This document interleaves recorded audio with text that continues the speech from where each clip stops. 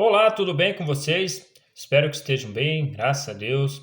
Deus abençoe a sua vida, a sua casa, o seu lar, o teu trabalho.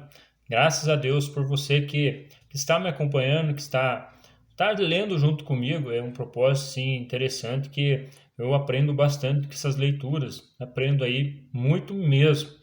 Digamos assim, você tem alguém beneficiado, são vocês também, mas eu também estou sendo bem beneficiado nessa parte aí, estou tendo bastante contato com a palavra, né? Não que eu não li a palavra, eu costumo estar todo dia, estar olhando, mas nesses casos assim eu tenho, digamos assim, mais, assim os assuntos estão mais aflorados na minha cabeça, desde o começo até agora, e tem detalhes aí, enfim, peguei Covid, né, e acabei esquecendo muitas coisas, e agora tá voltando de novo, graças a Deus, estou melhorando, e Deus está me dando já, está me curando por completo, né? Porque é complicado, às vezes esses Covid aí deixam umas sequelas e graças a Deus eu estou melhorando até. A minha falta de ar já está melhor, já não está, tô tão ofegante, né? E estou conseguindo lembrar mais coisas que eu não lembrava antes, né? Não estou tão esquecido.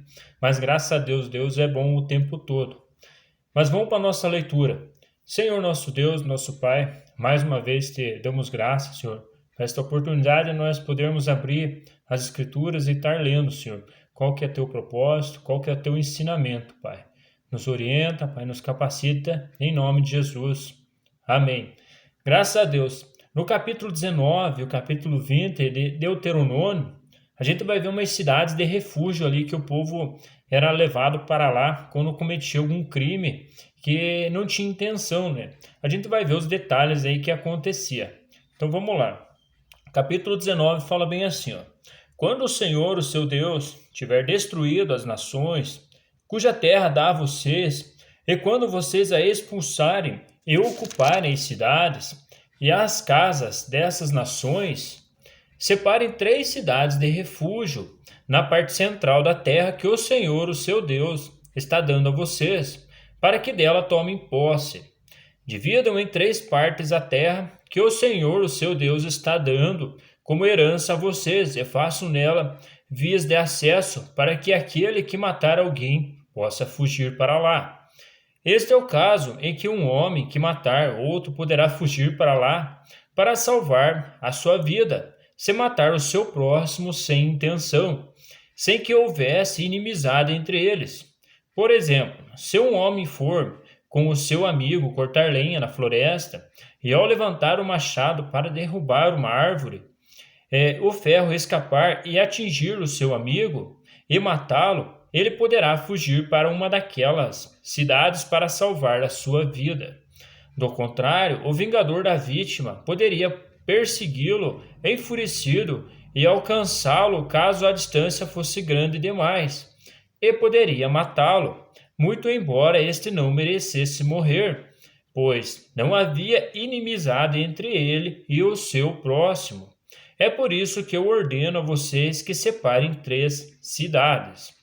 Se o Senhor, o seu Deus, aumentar o seu território, como prometeu sob juramento aos seus antepassados, e der a vocês toda a terra que prometeu a eles, separem, então, mais 3 cidades. Isso acontecerá se vocês obedecerem fielmente a toda esta lei que hoje ordeno a vocês. Amar o Senhor, o seu Deus, e sempre andar nos seus caminhos. Façam isso para que não se derrame sangue inocente na sua terra, a qual o Senhor, o seu Deus, dá a vocês por herança, e para que não sejam culpados de derramamento de sangue. Mas se alguém odiar o seu próximo, ficar à espreita dele, atacá-lo e matá-lo e fugir para uma dessas cidades, as autoridades da cidade mandarão buscá-lo na cidade de refúgio e o entregarão nas mãos do vingador da vítima, para que morra. Não tenham piedade dele. Eliminem de Israel a culpa pelo derramamento de sangue inocente, para que tudo vá bem com vocês. Não mudem os marcos de divisas da propriedade do seu vizinho, que os seus antecessores colocaram na herança que vocês receberam, na terra que o Senhor, o seu Deus, dá a vocês, para que dela tomem posse, né? Aqui é interessante a gente pensar, né, digamos, quem poderia ser o vingador, né, dessa situação aí de uma pessoa que acabou sendo morta por uma outra sem intenção, né? Digamos, pode ser um pai, né, de uma pessoa aí que matou o filho dele sem intenção, ou um irmão, né, que daí se doeu para aquela situação e na mente dele quis fazer justiça, derramando o sangue do camarada que fez o crime sem intenção, né? Enfim, eu vejo dessa forma, né? Enfim, era interessante a gente ver que o Senhor fala ali também para que não tenham pena, né? Digamos, não tenham misericórdia, né? Matar sem misericórdia aquele que era culpado digamos, do crime, né? Aquele que tinha intenção realmente de matar, era para as pessoas ali não ter misericórdia. E é que nem ele falou, né? Dente por dente, olho por olho e sangue por sangue, né? Era essa a ordenança de Deus aí nessas questões aí relacionadas a assassinatos, a mortes, né? Que a gente encontra aí nesses detalhes que a gente tá vendo, né? Agora ele vai falar sobre as testemunhas, né? No versículo 15: uma só testemunha não é suficiente para condenar alguém de algum crime ou delito. Qualquer acusação precisa ser confirmada pelo depoimento de duas ou três testemunhas. Se uma testemunha falsa quiser acusar um homem de algum crime, os dois envolvidos na questão deverão apresentar-se ao Senhor diante dos sacerdotes e juízes que estiverem exercendo o cargo naquela ocasião. Os juízes investigarão o caso e, se ficar provado que a testemunha mentiu e deu falso testemunha quanto ao seu próximo, deem-lhe a punição que ele planejava para o seu irmão. Elimine o mal do meio de vocês. O restante do povo saberá disso e terá medo, e nunca mais se fará uma coisa dessas entre vocês.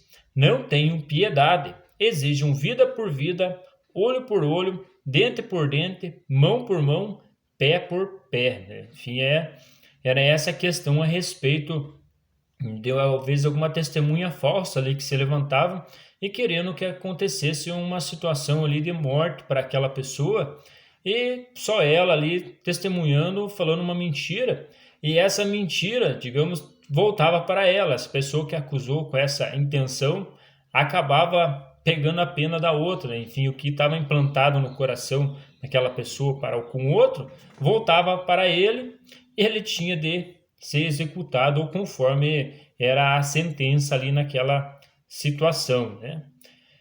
No capítulo 20: quando vocês forem à guerra contra os seus inimigos e virem cavalos e carros e um exército maior que o seu, não tenham medo. Pois o Senhor, o seu Deus, que os tirou do Egito, estará com vocês. Quando chegar a hora da batalha, o sacerdote virá à frente e dirá ao exército: ouça, ó Israel, hoje vocês não lutam contra os seus inimigos. Não desanimem, nem tenham medo, não fiquem apavorados, nem aterrorizados por causa deles, pois o Senhor, o seu Deus, os acompanhará e lutará por vocês contra os seus inimigos, para dar vitória a vocês. Os oficiais dirão ao exército: há alguém que construiu uma casa e ainda não a dedicou? Volte ele para a sua casa, para que não morra na guerra e o outro a dedique-a. Há alguém que plantou uma vinha e ainda não desfrutou dela?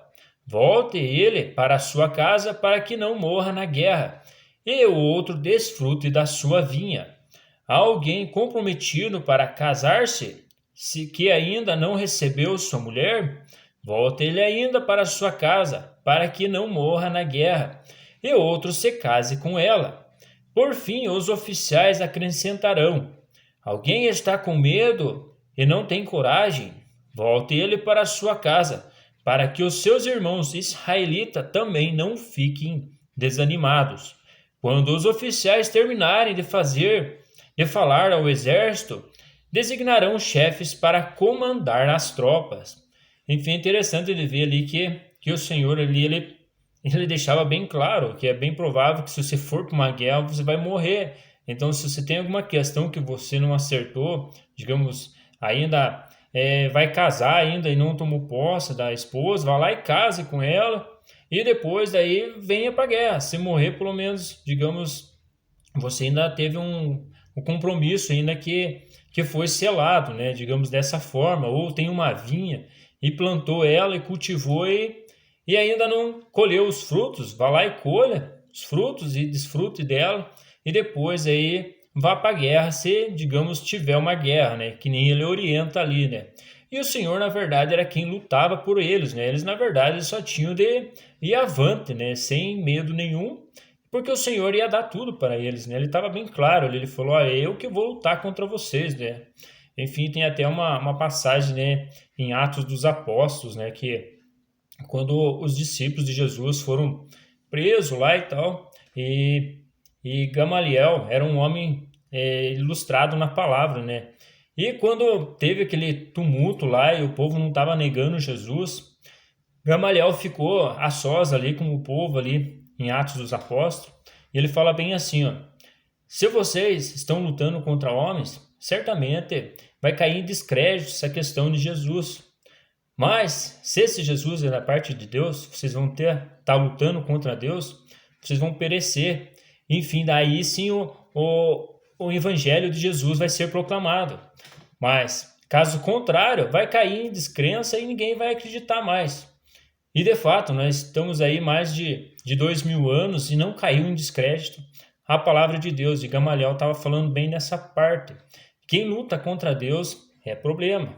Agora, quem é a favor de Deus é vitorioso, que nem fala aqui, né? O Senhor lutava com eles na guerra, né? Então, eles não poderiam ter medo. Igual nós não devemos ter medo de estar com Cristo, de estar andando com Ele, porque vão ter um galardão e aqui na Terra a gente fica provavelmente uns 70, se ficar até 80 no máximo é fadiga e canseira, como a palavra fala, né? Enfim, a gente tem que estar forte e firme com Cristo, né? Que é Ele que vai fazer propiciação por nós, né? Digamos, é Ele que vai dar conta da gente, né? Então, não tem erro, com Cristo não tem erro, né? Então, fica aí um detalhe aí que eu lembrei agora da palavra essa questão aí em Atos dos Apóstolos. Quando a gente chegar lá, a gente vai ver com mais clareza, né? No versículo 10 fala bem assim: quando vocês avançarem para atacar uma cidade, envie-lhe primeiro uma proposta de paz. Se os seus habitantes aceitarem e abrirem suas portas, serão seus escravos e se sujeitarão a trabalhos forçados. Mas se eles recusarem a paz e entrarem em guerra contra vocês, sitiem a cidade. Quando o Senhor, o seu Deus, entregá-la em suas mãos, matem ao fio da espada todos os homens que nela houver. Mas as mulheres, as crianças, os rebanhos e tudo o que acharem na cidade será de vocês. Vocês poderão ficar com os despojos dos seus inimigos, dados pelo Senhor, o seu Deus. É assim que vocês tratarão todas as cidades distantes que não pertencem às nações vizinhas de vocês. Contudo, nas cidades das nações que o Senhor, o seu Deus, dá a vocês por herança, não deixem vivo nenhum ser que respira, conforme a ordem do Senhor, o seu Deus. Destruam totalmente os hititas, os amorreus, os cananeus, os ferezeus, os heveus e os jebuseus.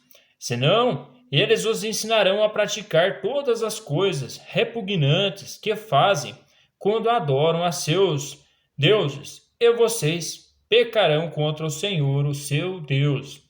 Quando sitiarem uma cidade por um longo período, lutando contra ela para conquistá-la, não destruam as árvores dessas cidades a golpes de machado, pois vocês poderão comer as suas frutas. Não a derrubem, por acaso as árvores são gente para que vocês as sitiem? Entretanto, poderão derrubar as árvores que vocês sabem que não são frutíferas, para utilizar em obras que ajudem o cerco, até que caia a cidade que está em guerra contra vocês, né? Enfim, o Senhor estava instruindo a respeito de guerras também ali, né? Para não estar destruindo entra ali numa cidade que conquistou, né? Às vezes as árvores ali eram árvores frutíferas e não era para estar cortando, eles poderiam até muito bem se alimentar daquelas frutas que, de fato, ali provavelmente iam ter frutos, né? Enfim, fica aí o meu grande abraço. Fiquem com Deus, Deus abençoe vocês. Estamos aí nas próximas leituras aí. Um grande abraço e até mais.